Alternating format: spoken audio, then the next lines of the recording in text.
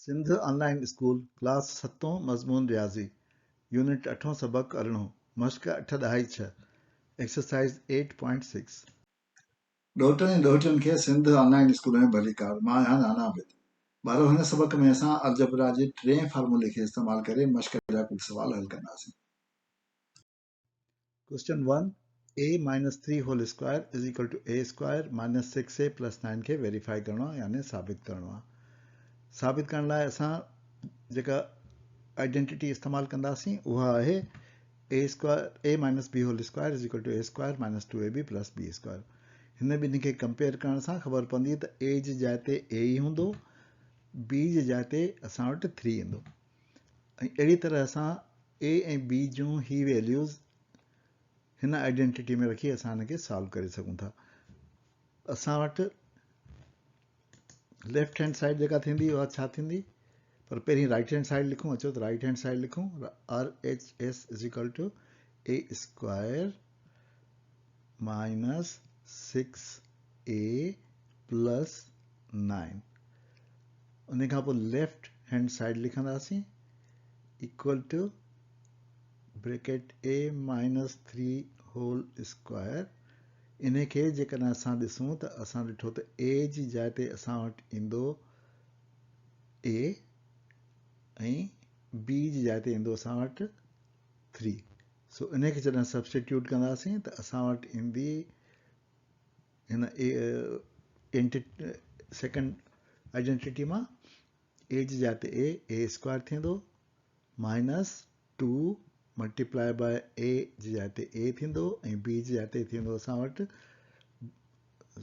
b जी जाइ ते असां वटि 3 थींदो। हिन खे मां ठाहियां थो ऐं मां हिते लिखां थो 3।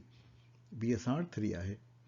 सो असां b जी जाइ ते लिखियोसीं 3 ब्रैकेट ओवर ऐं प्लस b स्क्वायर यानी 3 स्क्वायर थींदो असां वटि 3 जो स्क्वायर। इहो बराबरि थींदो, खोलियूंसि त a स्क्वायर थींदो, कोफिशिएंट मल्टीप्लाई थींदा 2 टिका 6 6a ऐं उन खां पोइ 3 जो स्क्वायर 2 टिका 9 थींदो। सो उन खे असां लिखंदासीं 9। इहो असांजो बराबरि आहे छाजे, राइट हैंड साइड जे RHS जे। उनजे करे असां लिखी सघूं था त 10 left hand side is equal to RHS and hence verified.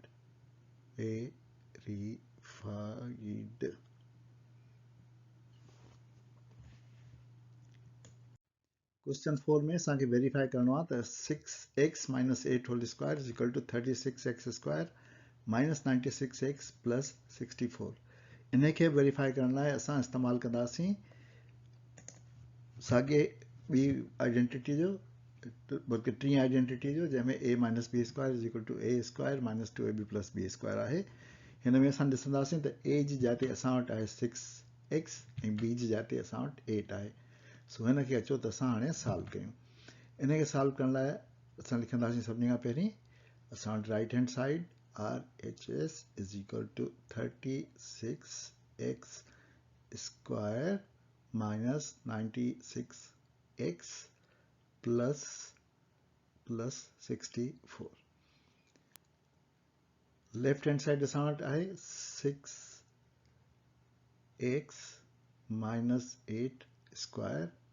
इन में असां जेको आहे a जी जाइ ते थींदो असां वटि 6x ऐं b जी जाइ ते थींदो असां वटि 8। उहे जॾहिं असां सब्सटीट्यूट कंदासीं त असां वटि ही खुली ईंदो a जी जाइ ते 6x square minus 2 multiply by a जी जाइ ते 6x ऐं मल्टीप्लाई बाय b जी जाइ ते असां वटि 8 ईंदो ऐं प्लस b स्क्वायर यानी 8 स्क्वायर। इन खे हाणे जॾहिं खोलियूं त असां वटि 6 छका 36 थी वेंदो, x स्क्वायर थी वेंदो। हिन जा कोफिशिएंट थींदा 2 छका 12 ऐं 8 12 96 96x ऐं प्लस 8 8 64 8 स्क्वायर। सो इहो असांजो थियो बराबरि राइट हैंड साइड जे RHS साॻा ई ॿ जुमिला लिखंदासीं 10 LHS is equal to RHS, hence verified.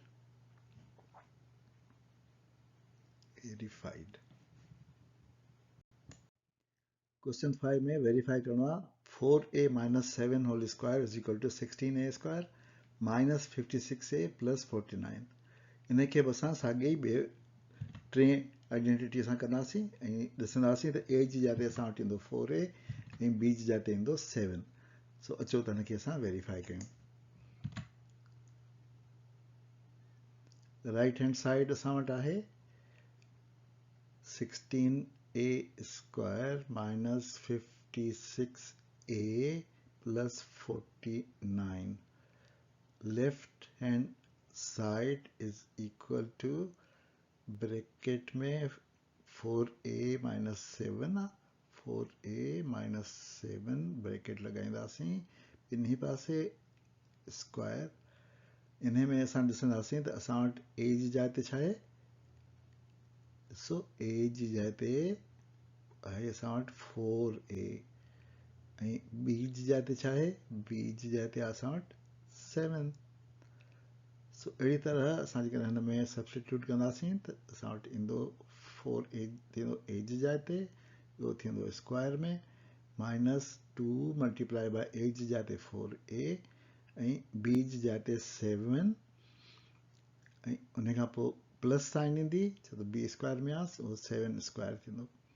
हिन खे एक्सपेंड कंदासीं 4 चौक 16 थी वेंदो 16a स्क्वायर माइनस साइन थींदी 2 चौक 8 7 8 56 56a असांजो थींदो हुयो वेरिएबल ऐं 7 7 49 असांजो थी वेंदो 7 स्क्वायर यानी उहो थींदो 49. इहो असांजो बराबरि आहे राइट हैंड साइड जे. सो अहिड़ी तरह असां चई सघूं था त 10 LHS is equal to RHS यानी सिंधी में असां छा चवंदा आहियूं हिनखे मां त लिखी ॾेखारियां खप बराबरि आहे सप जे यानी खाॿो पासो बराबरि आहे साॼे पासे जे खप सप ऐं हैंस वेरीफाइड.